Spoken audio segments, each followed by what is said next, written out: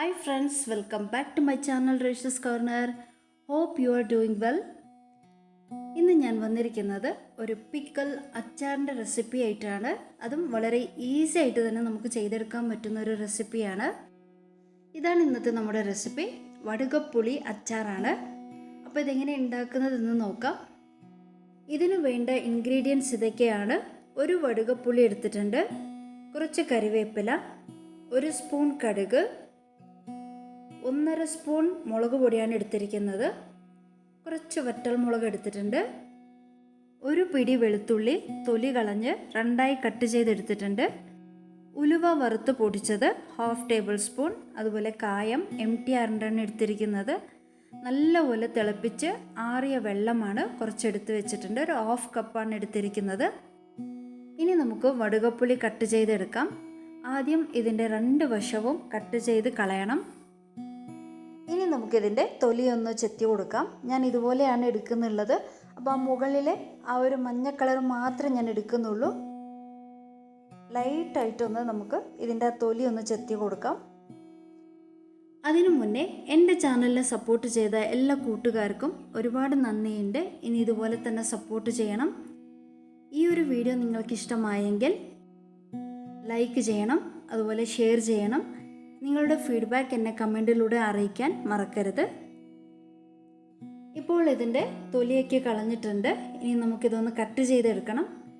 ആദ്യം കട്ട് ചെയ്തതിന് ശേഷം ഇതിൻ്റെ കുരുവും അതുപോലെ ആ വെള്ള കളറുള്ള ഭാഗങ്ങളും നമ്മൾ കട്ട് ചെയ്ത് കളയുന്നുണ്ട്. നമുക്കിതൊന്ന് കട്ട് ചെയ്തെടുക്കാം.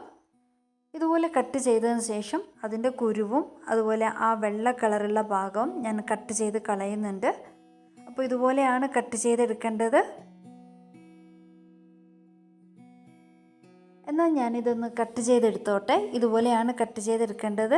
അപ്പോൾ കുറച്ച് നീട്ടി കാണിക്കുന്നത് നിങ്ങൾക്ക് അറിയാൻ വേണ്ടിയാണ്. ആ വെള്ള കളറുള്ള ഭാഗവും അതുപോലെ കുരുകളൊക്കെ കളഞ്ഞ് നീട്ടായിട്ട് തന്നെ ഞാൻ കട്ട് ചെയ്തെടുത്തിട്ടുണ്ട്. ഇനി നമുക്കിതൊന്ന് ചെറുതായിട്ടൊന്ന് കട്ട് ചെയ്തെടുക്കണം.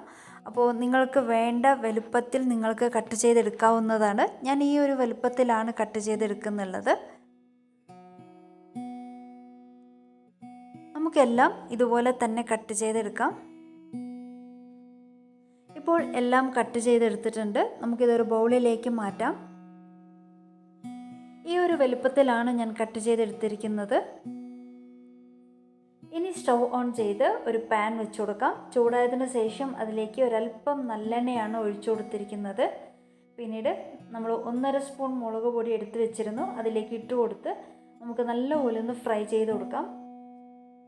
ഞാനിവിടെ എടുത്തിരിക്കുന്നത് കാശ്മീരി ചില്ലി പൗഡറാണ്. അതാവുമ്പോൾ അച്ചാറിന് നല്ല കളറ് കിട്ടുന്നതായിരിക്കും. അതുകൊണ്ടാണ് കാശ്മീരി ചില്ലി പൗഡർ എടുത്തിരിക്കുന്നത്. ഇപ്പോൾ നല്ലപോലെ ഫ്രൈ ആയിട്ടുണ്ട്. നമുക്ക് വടുകപ്പുളിയിലോട്ട് ഇതൊന്ന് ഇട്ട് കൊടുക്കാം. ഇനി ഇതിലേക്ക് വറുത്ത് പൊടിച്ച് വെച്ച ഉലുവപ്പൊടിയാണ് ഇട്ട് കൊടുക്കുന്നുള്ളത്. ഒരു 1/2 ടേബിൾ സ്പൂൺ ഇട്ട് കൊടുത്തിട്ടുണ്ട്. 1/4 ടീസ്പൂൺ MT കായപ്പൊടിയാണ് ഇട്ട് കൊടുത്തിരിക്കുന്നത്. ഇതിലേക്ക് ആവശ്യത്തിനുള്ള ഉപ്പും കൂടി ഇട്ട് കൊടുത്ത് നമുക്ക് നല്ലപോലെ മിക്സ് ചെയ്ത് കൊടുക്കാം. ഒരു 1.5 ടേബിൾ സ്പൂൺ ഉപ്പാണ് ഇട്ട് കൊടുത്തിരിക്കുന്നത്. ഇനി നമുക്കിത് നല്ലപോലെ തന്നെ മിക്സ് ചെയ്ത് കൊടുക്കാം. ഇപ്പോൾ നന്നായിട്ട് തന്നെ മിക്സ് ചെയ്തെടുത്തിട്ടുണ്ട്. നിങ്ങൾക്ക് വേണ്ട കൺസിസ്റ്റൻസിലാണ് നിങ്ങൾ ചെയ്തെടുക്കേണ്ടത്. ഇതിലേക്ക് ഒരു 2 ടേബിൾ സ്പൂൺ തിളപ്പിച്ച് ചൂടാറിയ വെള്ളമാണ് ഒഴിച്ചെടുത്തിരിക്കുന്നത്. നന്നായിട്ട് തന്നെ മിക്സ് ചെയ്ത് കൊടുത്തിട്ടുണ്ട്. ഇപ്പോൾ ഈ ഒരു കൺസിസ്റ്റൻസിൽ ഞാൻ ചെയ്തെടുത്തിട്ടുണ്ട്. ഇനി നമുക്കിത് ഒരു 5 മിനിറ്റ് നമുക്ക് സൈഡിലോട്ട് മാറ്റി വയ്ക്കാം. ഇനി നമുക്ക് സ്റ്റൗ ഓൺ ചെയ്ത് ഒരു പാൻ വെച്ച് കൊടുക്കാം. ചൂടായതിന് ശേഷം അതിലേക്ക് ഇതയം നല്ലെണ്ണയാണ് ഞാൻ എടുത്തിരിക്കുന്നത്. അപ്പോൾ ഒഴിച്ചു കൊടുത്തിട്ടുണ്ട്. എണ്ണ നല്ലപോലെ ചൂടായതിന് ശേഷം അതിലേക്ക് കടുക് ഇട്ട് കൊടുക്കാം.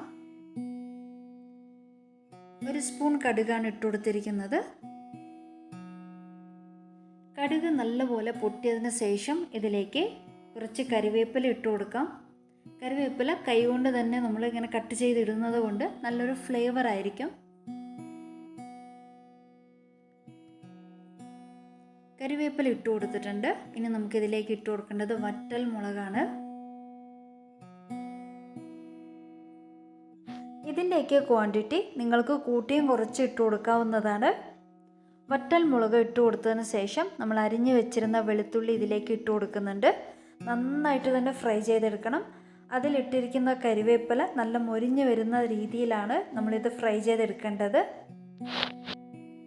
കരിഞ്ഞു പോകരുത്. ചെറിയ ഫ്ലെയിമിലിട്ട് വേണം നമുക്കിത് ഫ്രൈ ചെയ്തെടുക്കാൻ. ഇപ്പോൾ ഇത് നല്ലപോലെ ഫ്രൈ ആയി വന്നിട്ടുണ്ട്. ഇനി നമ്മളിതിലേക്ക് മിക്സ് ചെയ്ത് വെച്ചിരുന്ന വടുകപ്പുളി ഇതിലേക്ക് ഇട്ട് കൊടുക്കാം. നന്നായിട്ട് തന്നെ മിക്സ് ചെയ്ത് കൊടുത്തിട്ടുണ്ട്. ഇനി ഇതിലേക്ക് ഇട്ട് കൊടുക്കേണ്ടത് 1.5 ടേബിൾ സ്പൂൺ പഞ്ചസാരയാണ്. ആ ഒരു എരിവും പുളിയും ഒക്കെ ബാലൻസ് ആവാൻ വേണ്ടിയിട്ടാണ് ഈ ഒരു പഞ്ചസാര ഇട്ട് കൊടുക്കുന്നുള്ളത്. പിന്നീട് അച്ചാറിന് നല്ല ടേസ്റ്റും കൂടുന്നതായിരിക്കും.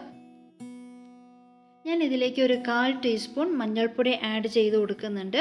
ഇത് ആദ്യമേ ആഡ് ചെയ്യേണ്ടതായിരുന്നു, പക്ഷെ വിട്ടുപോയത് കൊണ്ടാണ് ഇപ്പോൾ ആഡ് ചെയ്യുന്നത്. വെളുത്തുള്ളിയും കരിവേപ്പിലയും വറ്റൽമുളകും വഴറ്റിയെടുക്കുന്ന സമയത്ത് തന്നെ ഒരല്പം മഞ്ഞൾപ്പൊടിയും കൂടി ആഡ് ചെയ്യാവുന്നതാണ്. ഇപ്പോൾ ഇത് നല്ലപോലെ മിക്സ് ആയിട്ടുണ്ട്. ഇനി നമുക്കിതൊരു 2 മിനിറ്റ് തിളപ്പിച്ചെടുക്കാം. കൂടുതൽ നേരം തിളപ്പിക്കരുത്. 2 മിനിറ്റ് മാത്രമേ തിളപ്പിച്ച് നമുക്ക് പെട്ടെന്ന് തന്നെ ഫ്ലെയിം ഓഫ് ചെയ്യാം. ഇപ്പോൾ നമ്മുടെ വടുകപ്പുളി അച്ചാർ ഇവിടെ റെഡി ആയിട്ടുണ്ട്. വളരെ ഈസി ആയിട്ടാണ് ചെയ്തെടുത്തത്. നല്ലപോലെ തണുത്ത ശേഷം ഇതൊരു ഭരണിയിലേക്കോ ഒരു ബോട്ടിലിലേക്കോ മാറ്റാവുന്നതാണ്. അപ്പോൾ ഇതാണ് ഇന്നത്തെ നമ്മുടെ റെസിപ്പി. വളരെ ഈസി ആയിട്ടും പെട്ടെന്ന് തന്നെ ചെയ്തെടുത്ത ഒരു വടുകപ്പുളി അച്ചാറാണ്. നിങ്ങൾക്ക് എല്ലാവർക്കും വീഡിയോ ഇഷ്ടമായെന്ന് വിചാരിക്കുന്നു. അടുത്ത നല്ലൊരു വീഡിയോ ആയിട്ട് വരുന്നത് വരെ take care, stay safe. Thanks for watching.